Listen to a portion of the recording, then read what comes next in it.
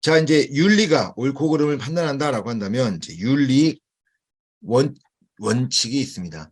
자, 로엔버그와 돌고프의 이 윤리 원칙. 이거는 중요해요. 순서도 중요하고 내용도 중요합니다. 생평자체 삼사진 해서 7가지로 이루어진다. 자, 첫 번째 가장 중요한 거예요. 야, 이런 윤리적 딜레마가 생기면 고민하지 말고 순서대로 지켜라고 얘기하는 거죠. 자, 1번 생명보호 원칙. 인간의 생명보다 다른 것이 우선한다. 그렇죠. 생명이 중요해요. 왜? 한 개밖에 없어서. 사람 죽으면 끝이잖아요. 그래서 하나밖에 없기 때문에 인간의 가장 중요한 건 생명이다 라고 얘기해요. 두 번째, 자율과 자유의 원칙. 사람 위에 사람 없고 사람 밑에 사람이 없습니다. 자, 그렇기 때문에 자율과 자유의 원칙. 이거를 또 뭘로 볼 수 있냐면, 자, 자율성, 독립성, 자유를 신장시키는 실천적 결정, 뭐 이런 거잖아요. 그러니까 자율성을 단다고 했던 것처럼 자기결정권. 자기결정권을 하는 것도 자율과 자유에 포함이 됩니다.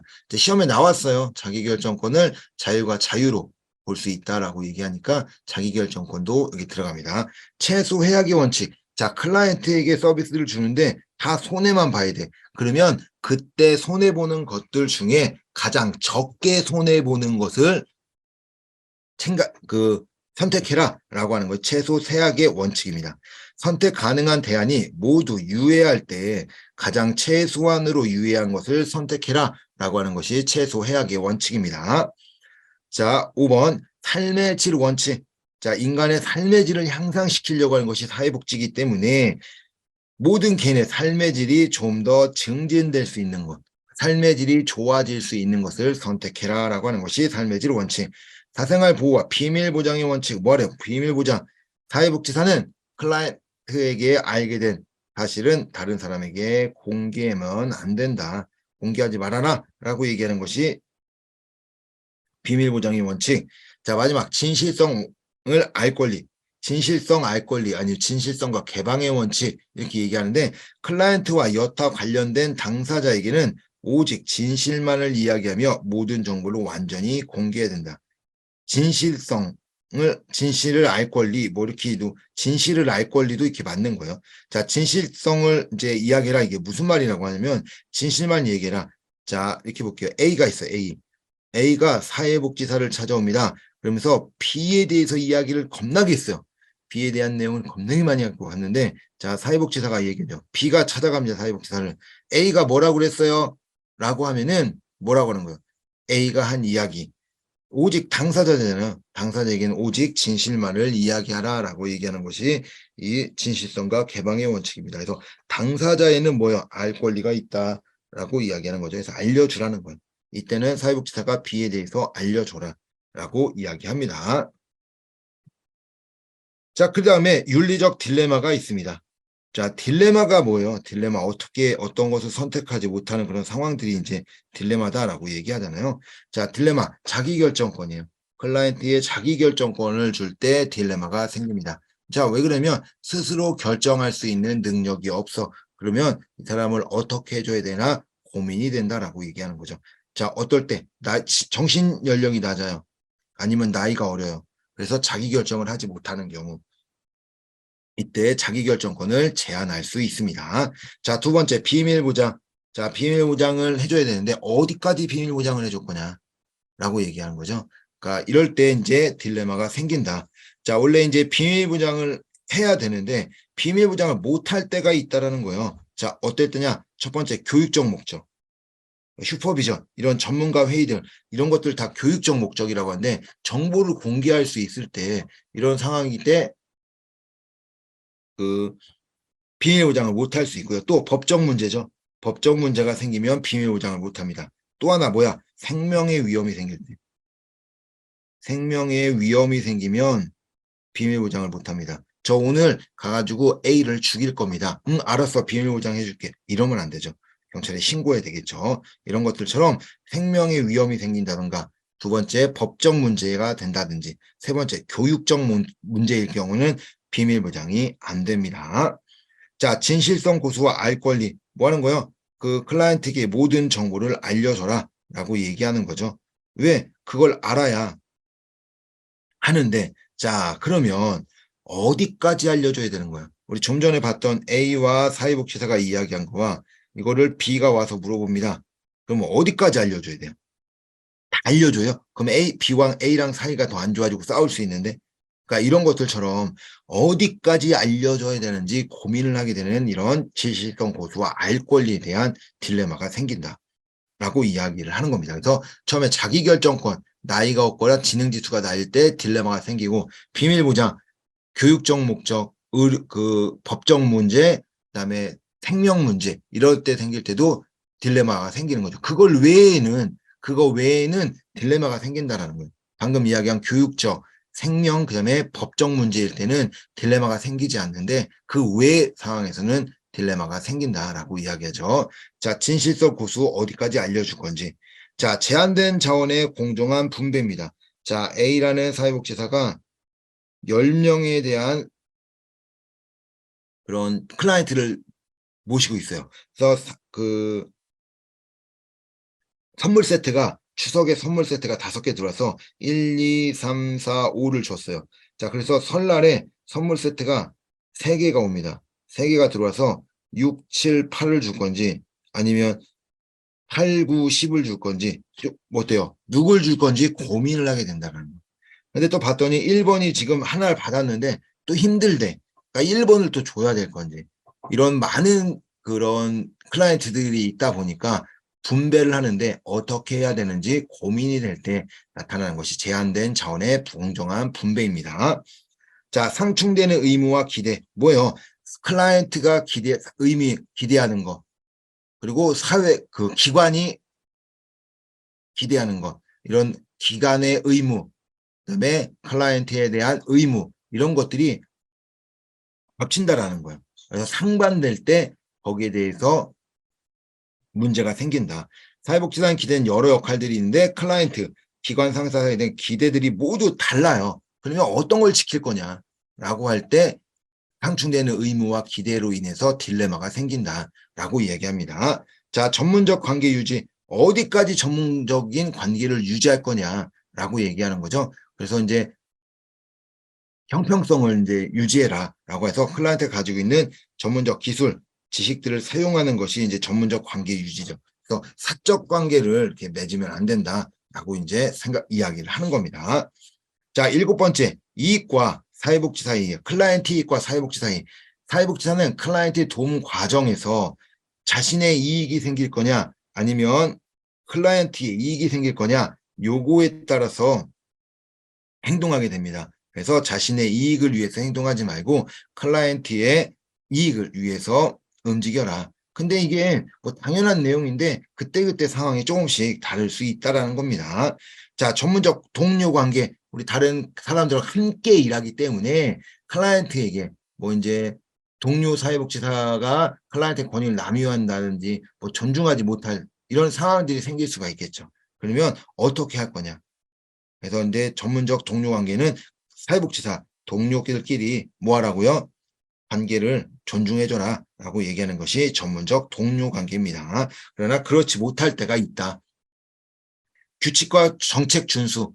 자, 사회복지사는 일을 하면서 정책과 규칙을 준수해야 되는데 뭐 하는 거예요? 그러지 못할 때가 있다라는 거죠. 그래서 어떻게 하면 이걸 하면은 이 정책을 벗어나게 돼서 문제가 생길 수 있는데 뭐 이렇게 하면 이렇게 되는데 그러면서 사회복지사는 갈등이 생기는 요거 조금만 바뀌면은 클라이언트에게 서비스 해줄 수 있을 텐데 근데 요거 때문에 서비스를 못 해주고 이런 고민들을 하게 되는 것이 그 특징이다라고 이야기를 하는 겁니다. 자, 4번째 윤리강령이에요. 자, 좀 전에 봤던 윤리적 딜레마. 그러니까 이렇게 보세요. 윤리적 딜레마.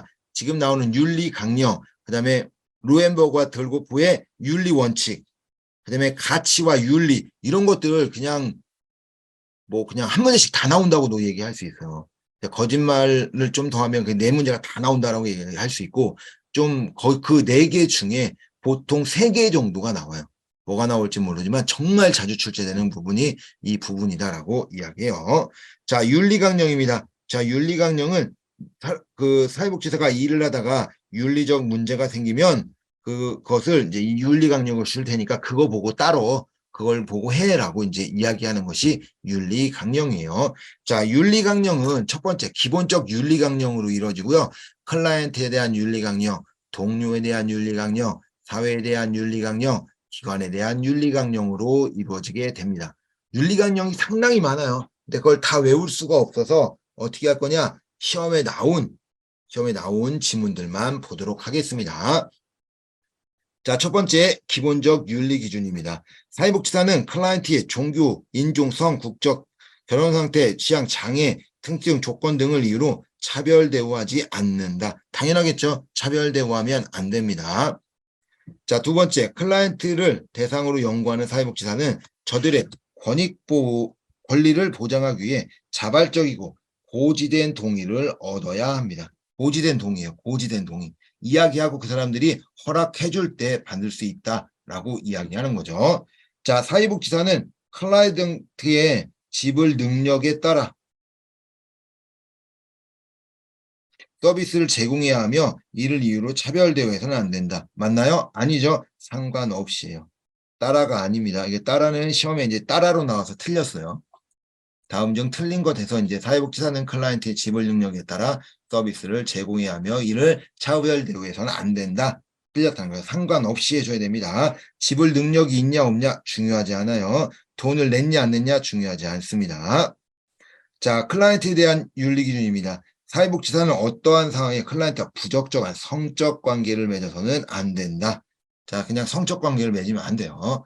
자, 사회복지사는 적법하고도 적절한 논의 없이 동료군 다른 기관의 클라이언트와 전문적 관계입니다. 전문적 관계를 맺어서는 안 된다. 그냥 일반적 관계를 맺어도 되는데 전문적 관계를 맺어서는 안 된다는 거예요. 일반적 관계라고 하는 것은 사적 관계입니다. 사적 관계를 맺을 수 있는데 전문적 그 문제에 대해서 이야기하면 왜 클라이언트가 이야기를 했는데 사회복지사가 이렇게 한다고 나 수업 듣고 싶은데 수업을 못 듣게 한대요. 수업을 왜 못 듣게 하는 거야? 라고 했더니 뭐예요? 그냥 계속 막 따집니다. 봤더니 자 이런 거겠죠. 총신대에서 제가 수업을 하고 있는데 총신대 학생들이 와서 수업 듣고 있어요. 그래서 나도 수업을 듣고 싶어요. 라고 했더니 총신대를 다니고 있지 않은 학생이에요. 당연히 못 들어오겠죠. 근데 뭐라고 하는 거야? 나도 수업 듣고 싶은데 못 듣게 해요. 라고 왜 못 듣게 해? 이렇게 되는 거잖아. 전체적인 내용들을 알 수 없기 때문에 이 다른 클라이언트, 다른 사회복지사에 또는 다른 기관에 있는 클라이언트에 대해서는 전문적 관계를 맺으면 실수할 오해가 많이 생깁니다. 그래서 그 전문적 관계를 맺지 말아라라고 하고요. 만약에 문제가 생겨서 긴급한 사정으로 동료의 클라이언트를 맡게 된 경우 자신의 의뢰인처럼 관심을 갖고 전문적 서비스를 제공해라라고 이야기를 하는 겁니다. 자, 동료에 대한 윤리기준. 사회복지사가 전문적 판단과 실천이 미흡하여 문제를 야기해서 적절한 조치를 취해 클라이언트의 이익을 보호해줘야 됩니다. 자, 사회복지사는 슈퍼바이저는 전문적 기준에 의해 공정히 책임을 수행하고 사회복지사, 수련생, 실습 등에 대한 평가를 저들과 함께 공유해야 된다. 자, 사회복지사는 사회복지 전문직의 이익과 권익을 증진시켜 동료와 협력해야 된다. 슈퍼바이저는 개인적 이익을 추구하는 위해 자신의 지위를 이용해서는 안 된다. 자, 이런 내용들. 그러니까 방금 이야기한 것처럼 우리 저 위에 있었던 기본적 윤리기준의 지불 능력에 따라 이거 이제 바꿔놨었잖아요. 이거 지불 능력에 상관없는데 따라다라고 방가하는 것처럼 다음 중 틀린 것을 해놓고 다 맞는 것이 대부분 많이 들어가요. 그래서 윤리강령을 한번 읽어보면 당연히 클라이언트에 대한 당연히 안 되는 건 안 되는 거고 당연히 되는 것은 된다라고 이제 생각을 하시면 됩니다. 자, 사회에 대한 윤리기준. 사회복지사는 사회환경을 개선하고 사회 정의를 증진하기 위해서 사회 정책에 대한 수립, 발전, 입법, 지휘, 용어에 옹호해야 한다. 그래서 사회 정책을 할 수 있도록 규정들을 바꿀 수 있도록 옹호자의 역할을 해라 라고 이제 이야기를 하는 겁니다. 자, 사회복지사는 인권 존중과 인간평등을 헌신하며 사회적 약자를 보호하고 대변하는 일을 주도해야 됩니다. 사회복지사는 자신이 일하는 지역사회의 문제를 이해하고 그것을 해결하는 일에 적극적으로 참여해야 된다. 당연한 것들이라고 했어요. 자, 한국 사회복지사는 협회는 사회복지 윤리기준을 운영하고 윤리 실천의 질적인 향상을 위해 도모해야 된다. 사회복지 윤리위원회는 윤리강령을 위배하거나 침해하는 행위를 접수하다 공식적인 절차를 통해 대처해야 됩니다. 한국사회복지사협회의 윤리적 권고와 결정에 존중해야 됩니다. 그리고 우리 이제 이 윤리기준, 아까도 얘기했죠. 윤리강령. 이 윤리강령 나온다 해서 법적 효력은 없어요. 법적의 효력은 갖고 있지 않는 것이 이 윤리기준이다라고 말씀을 드립니다. 자, 그러면 문제를 보도록 하겠습니다. 자, 로엔버그와 돌고프의 제시한 윤리적 의사결정의 순서대로 바르게 나열한 것은 생평자체 3사진이었죠. 생명보호, 생평, 평등과 불평등. 자, 최 3사진이었죠. 생명보호, 평등과 불평등, 자율과 자유, 최소 손실, 삶의 질 향상, 사실과 비밀 보장, 사생활 보호 및 비밀 보장이죠. 그다음에 진실을 알 권리, 아니면 우리 진실에 대한 내용이었죠. 그래서 정보를 개방해줘라라고 얘기했던 이 진실성과 정보 개방의 원칙, 이렇게 해서 7가지 이루어집니다. 자, 생명보호 원칙, 이게 1번이네요. 자기결정, 아까 자기결정은 자율과 자유로 보라고 그랬죠. 자, 3번, 3등이죠. 삶의 질 향상, 1, 3, 5. 삶의 질은 5번째 영상. 정보 개방이네요.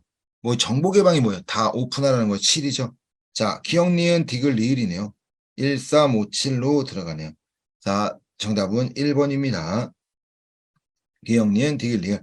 자, 비밀 보장의 이해가 해당하는 거. 비밀 보장을 하래요. 근데 비밀 보장에 예외가 있다라고 했잖아요. 비밀 보장 예외. 자, 아까 이야기한 교육적 목적. 그다음에 법적.